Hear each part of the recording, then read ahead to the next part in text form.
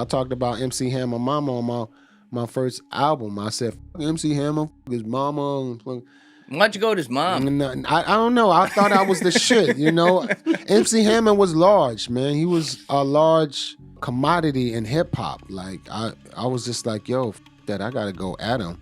And I wasn't going at him like, you know what, you Hammer. I was just having fun.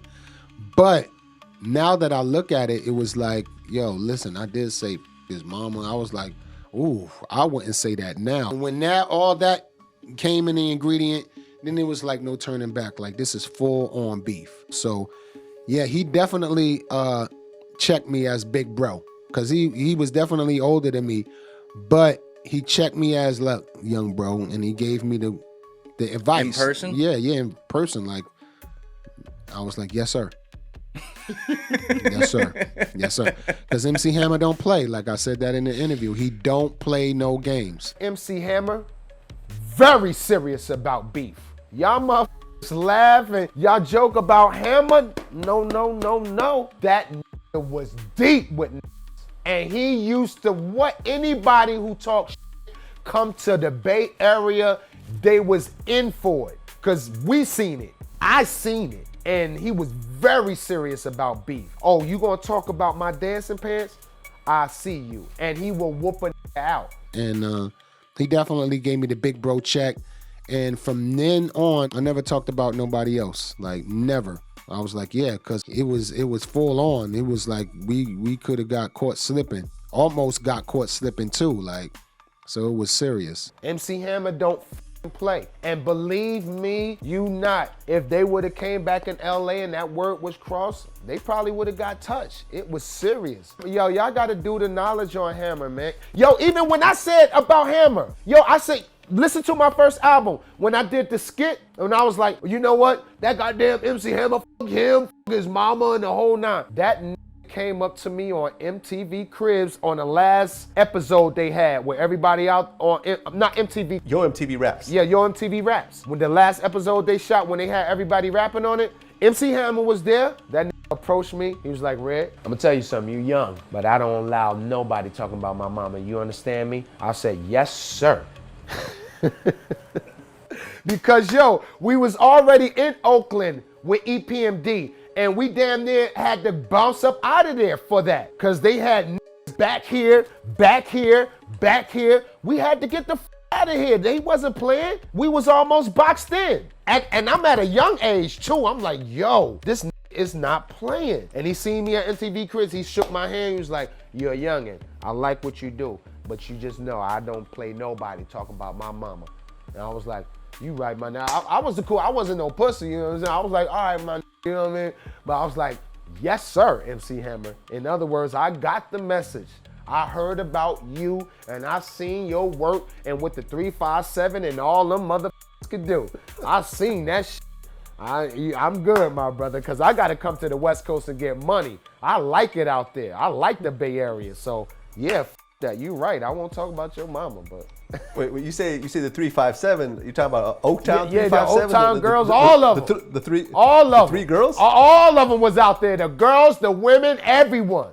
The men, everyone. Everyone rolls. It wasn't just out there. Bitches was ready to mash any bitches that we had or any other crew had. Any bitches y'all came with, they getting mashed out too. Serious. It was serious with Hammer. Crazy. It was, you I know. I've interviewed MC Hammer before. Ask around. It ain't just me talking shit. And I'm a real nigga. And I don't brag on other niggas, but I say that about Hammer because he did so much for rap, even though people didn't consider him as an MC. But regardless, he's a black man that helped carry the culture over, and he did it big. And he's a guy that believed in anything that he gonna do that shit big. That's just what it is. Whether it's gonna be music or you gonna talk about me, we gonna fight. This is my crew, 100 motherfuckers. So I gotta respect that man. I always respected him. That's why I talked about him on my album, because I respected him. Like, he's so large, I gotta get at him. You know, Hammer was a big dog, man. He got respect in the streets. He came from a respected crew, and they handled business, him and his brother Lewis and the crew.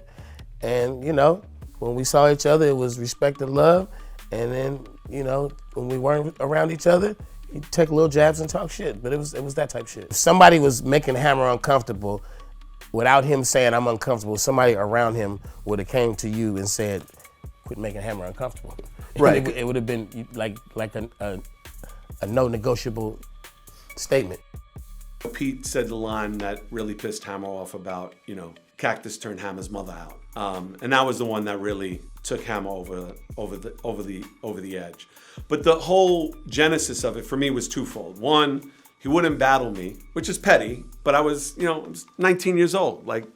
So in my mentality and how we looked at how we dealt with things in hip hop, you battle. That's not his culture. It's not where he comes from. And even if it is, what does he have to prove to me? And the president of Def Jam at the time was a woman named Carmen Ashurst Watson. She gets a call just as we get on the plane. They identified that the call was from Hammer's brother, Louis Burrell. I can't prove that or not prove that, but that's what it came down to.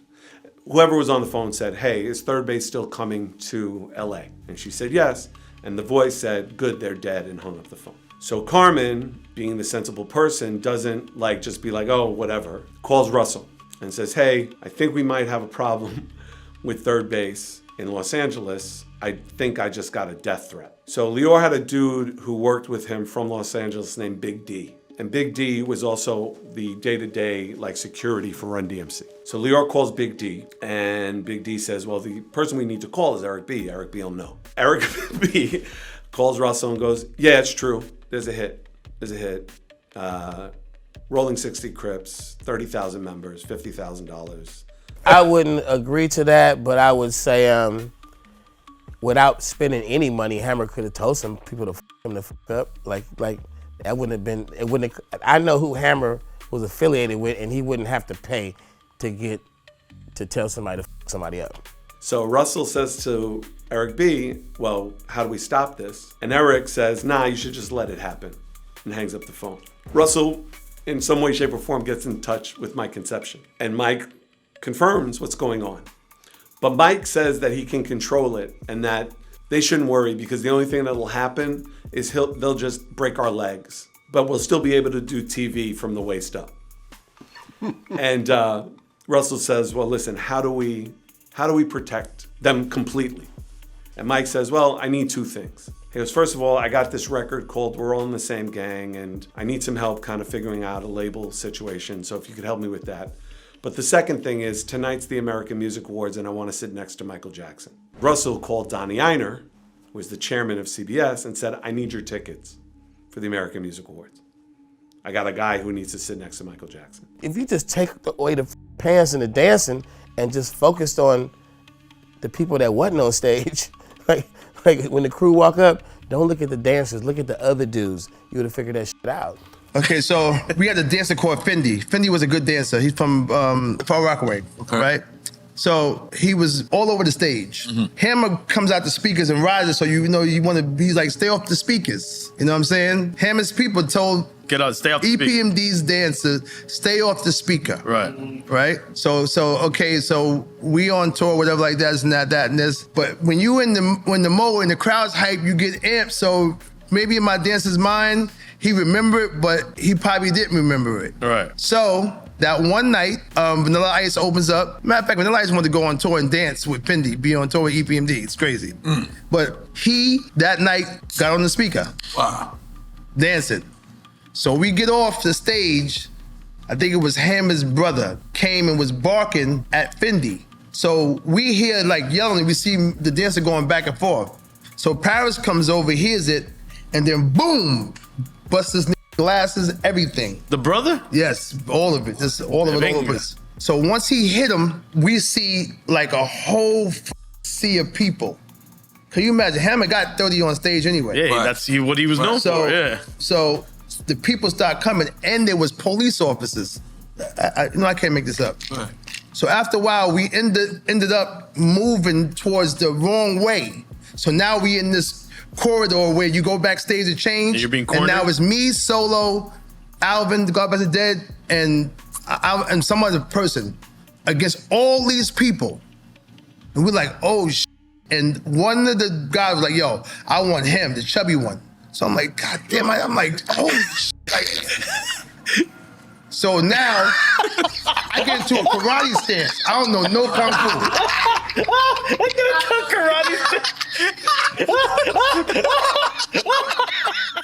One show I remember back in the days with Hammer. Yeah. It was KMEL, Summer Jam, or whatever the it was, and yo, his entourage was something like I never seen in my life. Like it was literally 100 people. More than 100 people, probably. That's like, actually how he. That's actually but it how was he, girls, guys, gangsters, dancers, Everybody. everybody. No, listen. Like, I grew up in the Bay. Hammer. We will fight for Hammer. Hyenas. Hyenas. We will fight. This is the Game of Thrones. Eagles. Fish. King Hammer. Yes. Thou must fight for thy honor. Do the typewriter. Yo, but see what it represented to me at the time is yo, this is able to pay all these people. Dude, that's crazy. And still have That's paper. how he ended up going broke. Yeah. I know, but at the time it looked like It looked crazy. this was never gonna stop. Yeah. Yeah, and listen, growing up in the Bay, Hammer was like our hero. It was like, wow, here's someone. It was the first, like, it was funny because people were calling him a sellout and stuff like that because he was doing like Kentucky Fried Chicken commercials, with and the popcorn chicken. Pepsi commercials, Yeah. and stuff like that. Or he had his own sneaker. He had like BK's, British Knights, or whatever. Yeah. Are you a sellout? Now everyone strives to do what Hammer did back in the 80s. Yeah. Because it But was just something not- new. but It was see, he something did He different. had his own cartoon. Yeah, Like, Right, man, I but, watched the the Hammer way cartoon. he Yeah. did it was corny. You see, so everybody now they want to do what he did, but they want to try to do it in a more cool way, in a way that's more cool and where you still. But he still was you the can prototype. Still retain. He was still the You can prototype. retain your cool though. But see, by the time it was corny, and then by the time he want to be alive, and we get to pump to the bump. But though, but after the Redman interview, I go right on Hammer because they said he is that real, and it was like loaded with dudes.